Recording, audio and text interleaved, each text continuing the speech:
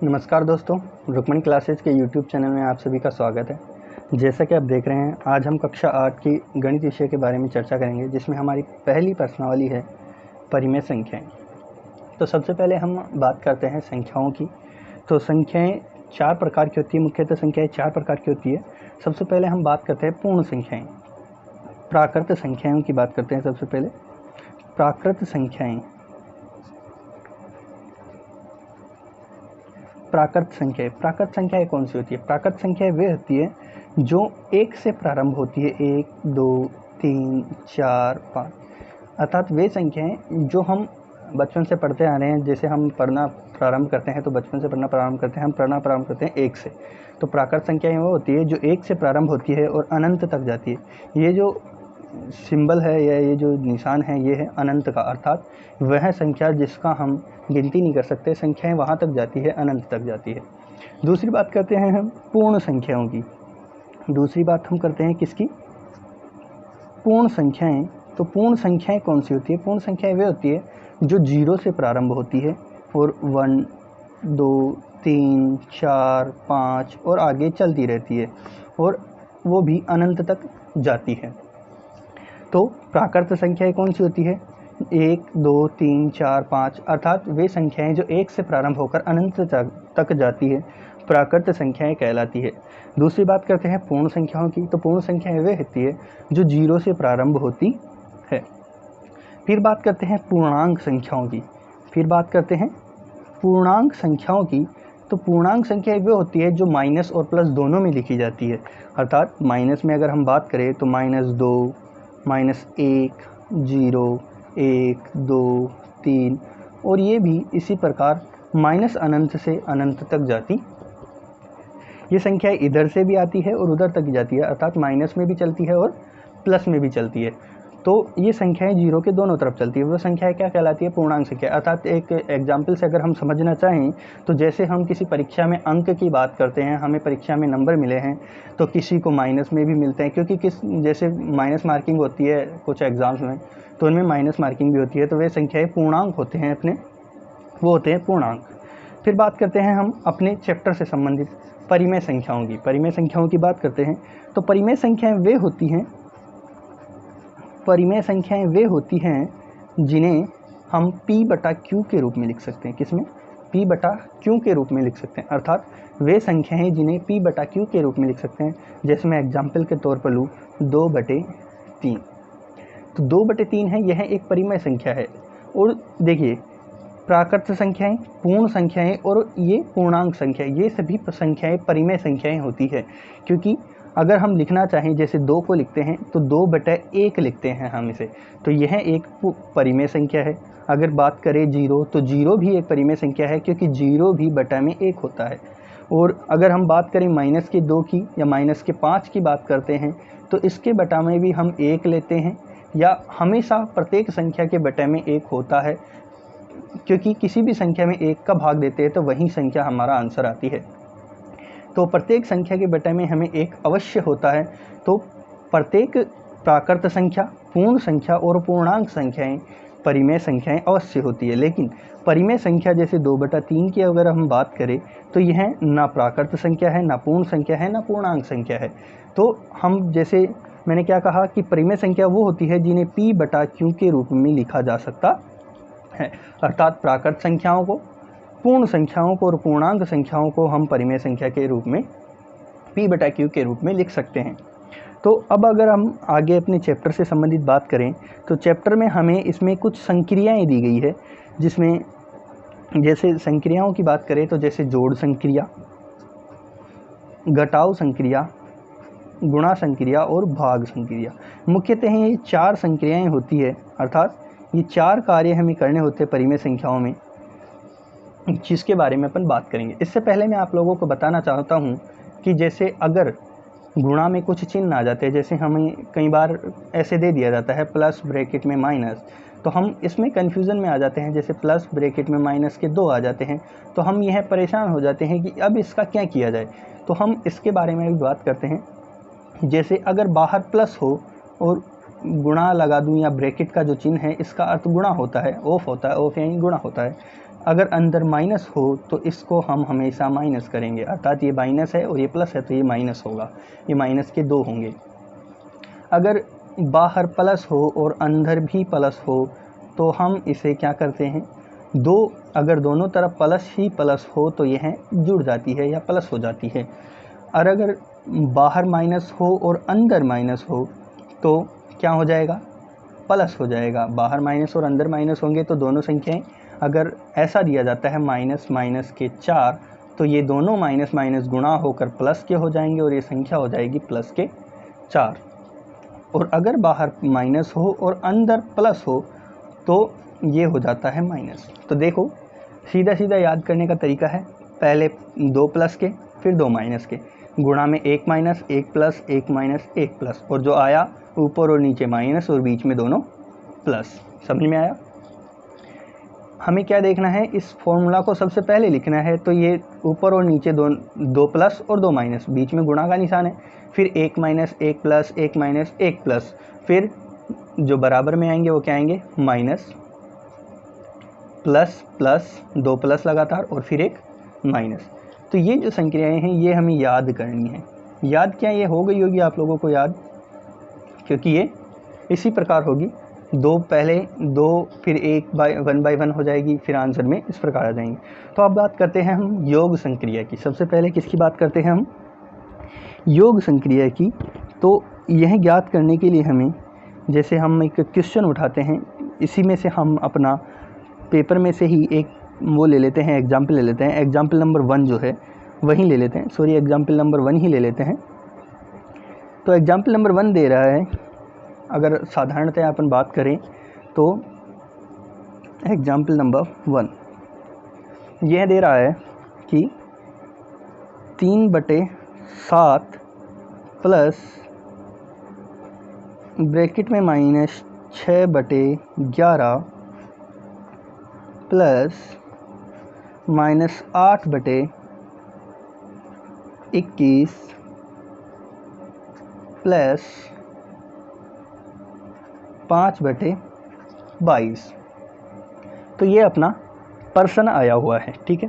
तो अब हम आप लोगों को बताते हैं कि कैसे ये हल किया जाता है। अब देखो सबसे पहले अपन इनका ये जो मैंने फार्मूलाज बताए हैं, इन फार्मूलाज का यूज करते हैं। तो इसको हल स्टार्ट करते हैं।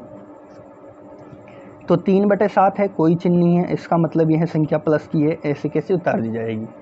अब इधर देखिए ये बाहर प्लस है अंदर माइनस है, हम संक्रिया में बात करते हैं बाहर प्लस अंदर माइनस, तो किस में हो जाएगा, माइनस ही क्या हो जाएगा, माइनस 6/11।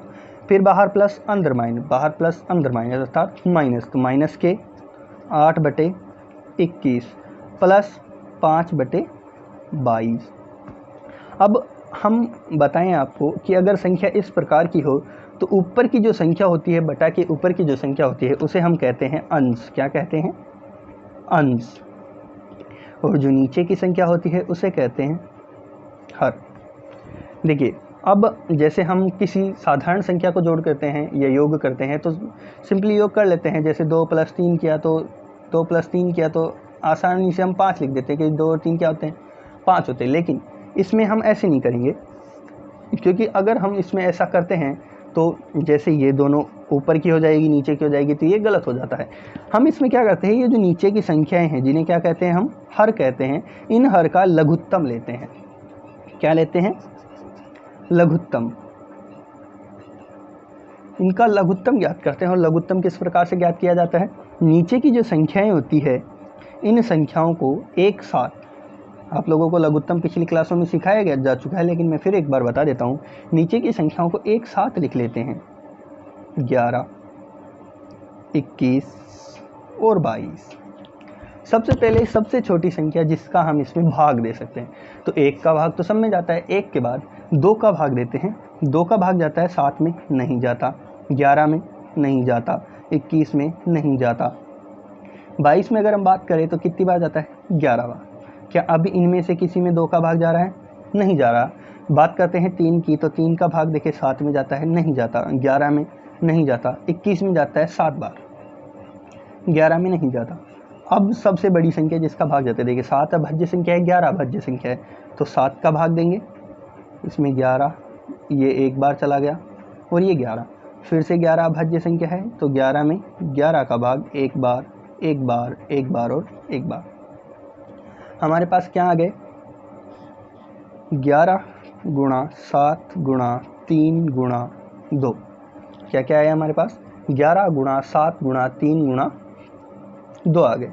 अगर हम इनको गुणा करें तो इनका जो गुणनफल हमारे पास प्राप्त होता है वो हमें मिलता है 462। क्या मिलता है, 462। गुणा कर लेते हैं, आप लोगों को दिखा देता हूँ मैं। 11 7 कितने होते हैं, 77। 11 7 कितने होते हैं, 77। और 3 दूनी कितने होते हैं, 6। और 77 और 6 को गुणा करते हैं तो 6 6 36, 6 7 42 का दुआ हासिल लगी कितनी होती है, 4। 6 7 42 और 4 कितने होते हैं, 46। तो ये हो गया 462। तो जो लघुत्तम आया है उसे हम यहाँ लिख देंगे।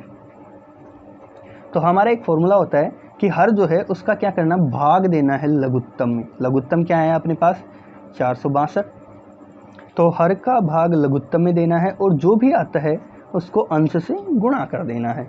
तो हर का भाग लघुत्तम में देना है और जो भी आता है उसको अंश से गुणा कर देना है।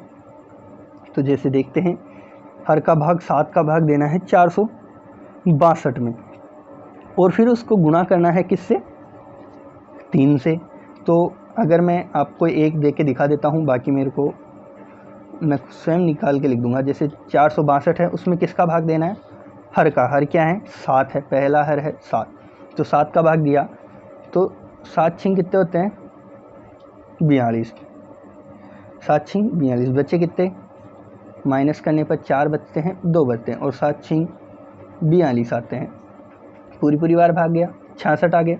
अब ये जो क्या आया, हर का भाग लघुत्तम में दो, जो आए क्या आया अपने पास, 66। उसको किससे गुणा करना है, अंश से। अंश क्या है, 3। 66 को किससे गुणा करना है अपने को, इधर देख लेते हैं। 66 को किससे गुणा करना है, 3 से। तो 6 18 के 8 हासिल लगी 1, 6 18 और 1 19, कितने आ गए, 198। तो ये क्या आ जाएंगे, 198।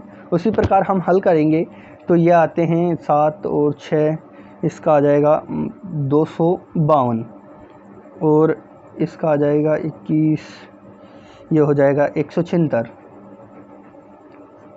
और इसको अगर देखें तो ये हो जाएगा प्लस के 105। इनको हल करने पर ये आ जाते हैं। तो अब देखिए, अब हमारे पास 2 टुकड़े प्राप्त हो गए, ऊपर वाली संख्या और नीचे वाली संख्या। तो ऊपर वाली संख्या है उसको हम जोड़ घटाव कर लेते हैं, देखिए मैंने क्या कहा, प्लस प्लस की जो संख्या है आपस में जुड़ेगी और माइनस माइनस की संख्या आपस में जुड़ेगी। माइनस माइनस की जो संख्या है वो क्या होती है, आपस में जुड़ जाती है। अर्थात मैं यहाँ दर्शा देता हूँ कि माइनस और जो माइनस की संख्याएं हैं ये दोनों आपस में क्या हो जाती है, जुड़ जाती है, लेकिन जो संख्या आती है वो माइनस की आती है। तो जैसे प्लस प्लस की संख्या आपस में जुड़ जाएगी तो प्लस की क्या है, एक है 198 और एक है 105। तो इनको योग करते हैं, कितने होते हैं, 8 और 5 13 हासिल लगी 1, 9 और 1 10, 0 हासिल लगी 1, 1 2 और 1 303। अर्थात ये जोड़ की जो संख्या है उनका योग कितना हो गया अपने पास, 303। घटाओ में कौन कौन सी संख्या है, 252 माइनस 176। तो 252 और 176, इन दोनों को जोड़ना है अपने को, क्योंकि दोनों संख्या किसकी है, माइनस की। तो जो भी संख्या आएगी वो किसकी आएगी, माइनस की।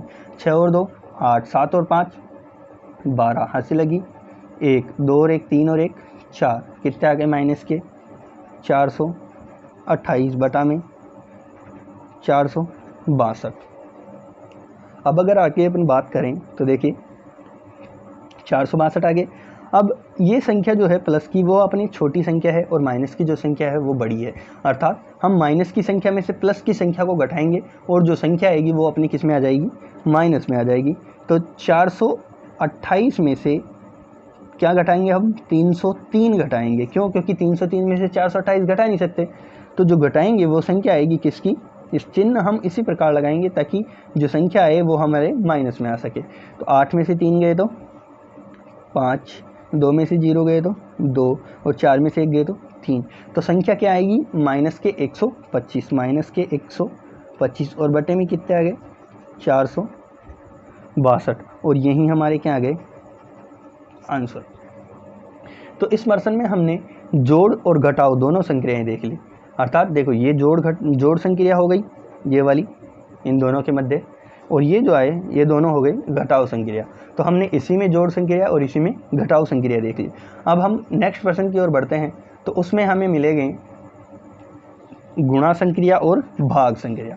नेक्स्ट प्रश्न में हम लेंगे गुणन संक्रिया और भाग संक्रिया। तो सबसे पहले बात करते हैं गुणन संक्रिया की। तो इसके लिए हम एक प्रश्न ले लेते हैं, फिर से एक क्वेश्चन उठा लेते हैं। जैसे अपना एग्जाम्पल नंबर 2 ही ले लेते हैं हम, ये एग्जाम्पल को रहने देते हैं, आगे बढ़ते हैं अपन। एक क्वेश्चन ले लेते हैं, कोई भी अपनी इच्छा से एक प्रश्न ले लेते हैं हम कि जैसे दिया है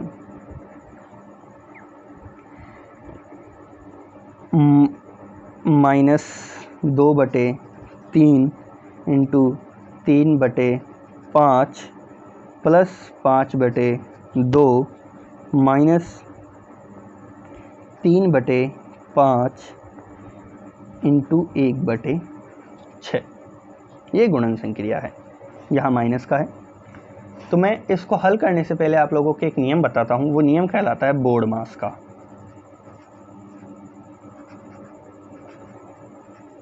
इस नियम को क्या कहते हैं बोर्डमास। देखिए बिफोर होता है ब्रैकेट, अर्थात सबसे पहले हमें ब्रैकेट के अंदर की संख्याओं को हल करना है। क्या इसमें कोई ब्रैकेट की संख्या दी है, नहीं दे रखी, चलो इसको छोड़ दें। फिर होता है ऑफ यानी कि का के की, कि ये लिखा हुआ होगा, क्या इस प्रश्न में कहीं का के की लिखा हुआ है, नहीं है। फिर होता है डिवाइड अर्थात भाग, क्या इसमें भाग संक्रिया है, नहीं।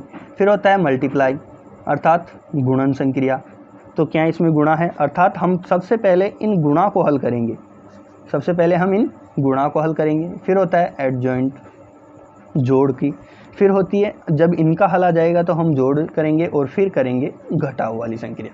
तो यह इस तरीके से किया जाता है, इस क्रम में इनको हल किया जाता है। तो देखो सबसे पहले देखो ब्रैकेट में कोई संख्या नहीं है, ऑफ काके की नहीं लिखा हुआ है। सीधी बात करते हैं भाग संक्रिया, तो भाग संक्रिया भी नहीं दी हुई है। देखो यहाँ माइनस है, यहाँ इंटू है, यहाँ जोड़ है, यहाँ माइनस है और यहाँ भी गुणा है। फिर बात करते हैं गुणन संक्रिया। तो सबसे पहले नंबर किसका आ रहा है अपने पास, गुणन संक्रिया। तो इन दोनों को गुणा करते हैं। तो गुणा सबसे सरल है इनमें भी और अपने उधर भी। अगर उधर गुणा करना आता है हमें, प्राकृत संख्याओं में, पूर्ण संख्याओं में अगर गुणा करना आता है, तो परिमेय संख्याओं में गुणा करना कोई कठिन नहीं है। गुणा का सीधा सीधा नियम है कि ऊपर वाली संख्या को ऊपर वाली संख्या से गुणा कर दो और नीचे वाली संख्या को नीचे वाली संख्या से गुणा कर दो। इधर भी वहीं ऊपर वाली संख्या को ऊपर वाली संख्या से गुणा और नीचे वाली संख्या को नीचे वाली संख्या से गुणा, तो कर देते हैं। देखो लेकिन अगर चिन्ह उसका है तो उस जिस संख्या का है उसी संख्या का आएगा।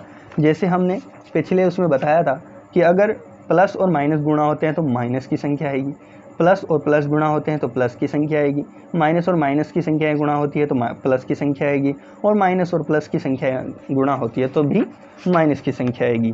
तो देखो यहाँ माइनस और प्लस की संख्याएं गुणा हो रही है क्योंकि इसके कोई चिन्ह नहीं है, इसका मतलब इसका साइन क्या होगा, प्लस का।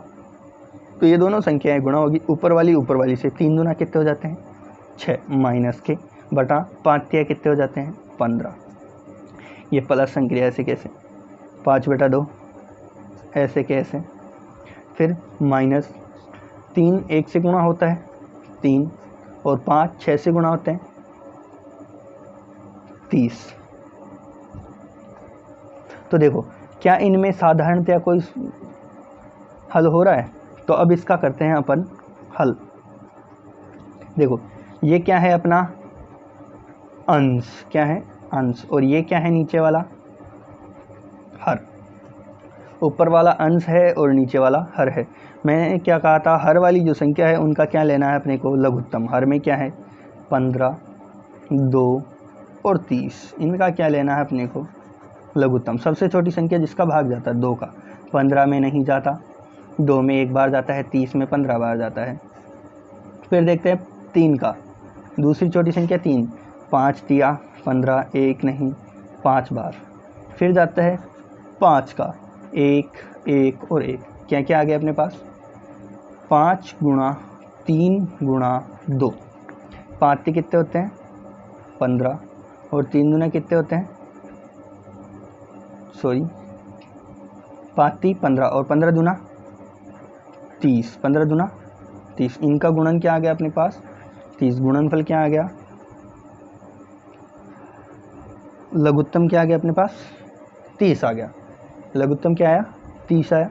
तो ये हर है, इसका भाग किस में देना है, लघुत्तम में। लघुत्तम क्या है अपने पास 30 आया है, तो हर का भाग लघुत्तम में देना है, जो आएगा उसको अंश से गुणा करना है, यही बताया था। हर क्या है 15 है, 15 का भाग 30 में दिया तो कितनी बार जाएगा, 15 एकम 15, 15 दूना 30, और जो 2 आया है उसको किससे गुणा करना है 6 से, तो माइनस के 12, क्योंकि 6 दूनी 12 होते हैं। फिर प्लस 2 का भाग दिया 30 में कितनी बार गया 15 बार गया, 15 को 5 से गुणा किया तो कितने आते हैं 15.75, फिर आया माइनस, फिर 30 का भाग 30 में देते हैं, एक बार जाता है, 1 को 3 से गुणा करते हैं तो 3 ऐसे कैसे लिख देते हैं। ठीक है, अब इसको आगे हल करते हैं हम। तो देखो मैंने क्या बताया कि माइनस माइनस की संख्याएं आपस में जुड़ जाएंगी, 12 और 3 कितने हो जाएंगे 15, तो 75 माइनस 15, क्योंकि दोनों संख्याएं माइनस की है वह आपस में जुड़ जाएंगी, लेकिन चिन्ह किसका रहेगा माइनस का, बटा में 30। 75 में से 15 गए तो घटा लो 0 और 6 60 आते हैं, बटा में 30 आ रहे हैं। तो देखो 0 से 0 कट जाएगी, 0 से 0 कट जाएगी। अब दे रहा है ये, यहाँ क्या हो जाएगा 6/3, अर्थात 3 का भाग 6 में कितनी बार जाता है 2 बार, कितनी बार जाता है 2, अपना आंसर क्या आ गया 2 आ गया। तो इसी प्रकार ये अपनी गुणन संक्रिया हो गई। अब अपन बात करते हैं भाग संक्रिया की, किसकी बात करते हैं भाग संक्रिया की। तो देखो भाग संक्रिया, एक छोटा सा एग्जाम्पल ले लेते हैं भाग संक्रिया के लिए अपन, जैसे 5/3 भाग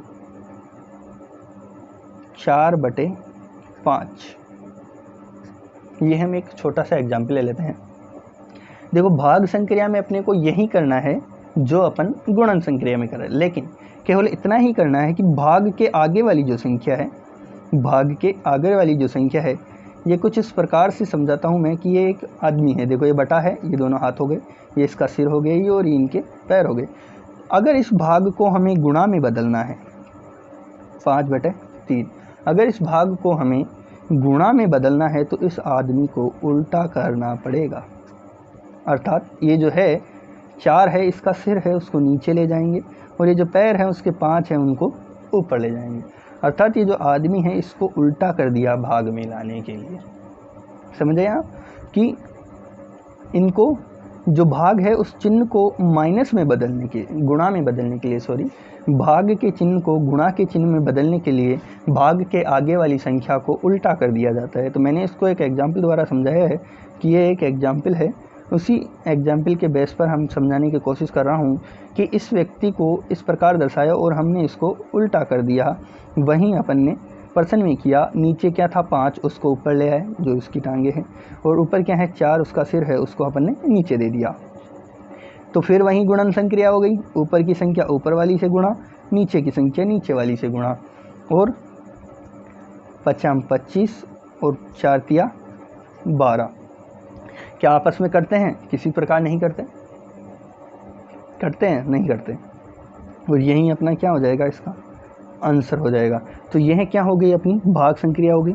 एक बार फिर से इसको देख लो कि गुणन संक्रिया में केवल ऊपर की संख्या को ऊपर से गुणा करते हैं और नीचे की संख्या को नीचे से गुणा करते हैं, और भाग संक्रिया में क्या करते हैं, जो नीचे भाग के आगे वाली संख्या है उसको गुणा में बदलने के लिए, अर्थात भाग के चिन्ह को गुणा में बदलने के लिए संख्या को उल्टी कर दी जाती है। तो इसी प्रकार ये हो जाता है। एक आता है अपनी योज्य प्रतिलोम, किसकी बात आती है, योज्य प्रतिलोम और गुणात्मक प्रतिलोम, किसकी बात चल रही है, योज्य प्रतिलोम और गुणात्मक प्रतिलोम। तो सबसे पहले बात करते हैं योज्य प्रतिलोम की।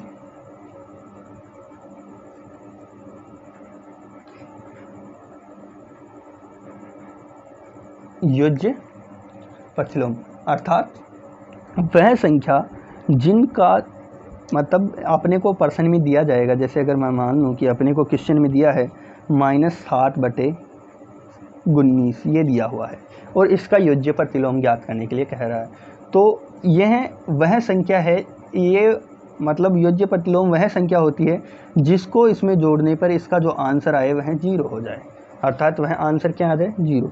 अर्थात ऐसी संख्या, इसकी ऐसी विपरीत संख्या जोड़नी है जिसे इसमें जोड़ने पर इसका जो प्रतिलोम आए वो क्या आ जाए 0 आ जाए। तो देखो योज्य प्रतिलोम क्या है, 7/19 दे रखा है, तो इसका हल देखते हैं। एक ऐसी संख्या जोड़नी है, अर्थात योज्य प्रतिलोम हमेशा इनके चिन्ह परिवर्तन पर आ जाती है। तो जैसे 7/19 है तो 7/- के हैं, तो योज्य प्रतिलोम इसका प्लस के 7/19 हो जाएंगे। इन दोनों का लघुत्तम लिया 19 हो गया, ऊपर माइनस के 7 और ये प्लस के 7। देखो 7 में से 7 माइनस के ये प्लस के दोनों घटेंगे तो 0 आ जाएंगे, 0/19।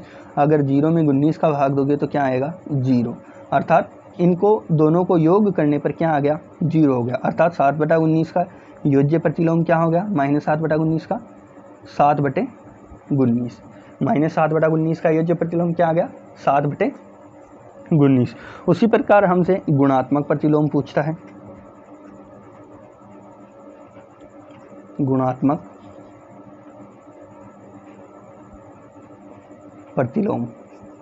तो गुणात्मक प्रतिलोम वह होता है जिससे उस संख्या को गुणा करने पर मान 1 आ जाए, अर्थात गुणा करने पर मान क्या आ जाए अपना 1 आ जाए। जैसे एग्जाम्पल के लिए मैं ले लूँ, एग्जाम्पल के लिए ले लेता हूँ मैं 21/112, इसका गुणात्मक प्रतिलोम ज्ञात करो। तो वह संख्या जिससे इसको गुणा करने पर यह मान क्या आ जाए इसका 1 आ जाए, तो गुणात्मक प्रतिलोम सीधा सीधा निकल जाएगा। जैसे योज्य प्रतिलोम में केवल चिन्ह चेंज किया था और 0 आ गए थे, अगर इसमें 0 लाए तो 0 से गुणा करना पड़ेगा। अब यहाँ ऐसी संख्या से गुणा करना है ताकि इसका मान क्या आ जाए 1 आ जाए, तो यही जो संख्या है इसी संख्या को उल्टा कर देते हैं, इसी संख्या को क्या कर देते हैं उल्टा कर देते हैं। तो नीचे क्या थे 112, ऊपर क्या थे 21। अब देखो ये 21 और ये 21 दोनों गुणा में आ गए, ये ऊपर है ये नीचे है, दोनों आपस में कट गए। ये 112 नीचे है, ये 112 ऊपर है, ये दोनों आपस में कट गए।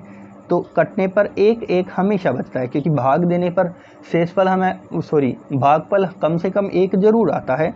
तो 1 को 1 से गुणा किया 1/1, तो क्या इसको मैं 1 लिख सकता हूँ, हाँ, तो यह हो गया 1। तो योज्य प्रतिलोम हमेशा उस संख्या का उल्टा हो जाता है, अर्थात 21/112 का योज्य प्रतिलोम क्या हो जाएगा, गुणात्मक प्रतिलोम क्या हो जाएगा 112/21, और -7/19 का योज्य प्रतिलोम क्या हो जाएगा प्लस के 7/19। ठीक है, तो अपनी जो पहली प्रश्नावली है उसमें कुछ इसी प्रकार के प्रश्न हैं, लगभग इसके अलावा और कुछ नहीं है हमारे पास इसमें देखने के लिए, और इसी के साथ अपनी प्रश्नावली लगभग समाप्त हो जाएगी और लगभग 1.1 हमारी समाप्त हो चुकी है। अगली प्रश्नावली में हम 1.2 पढ़ेंगे।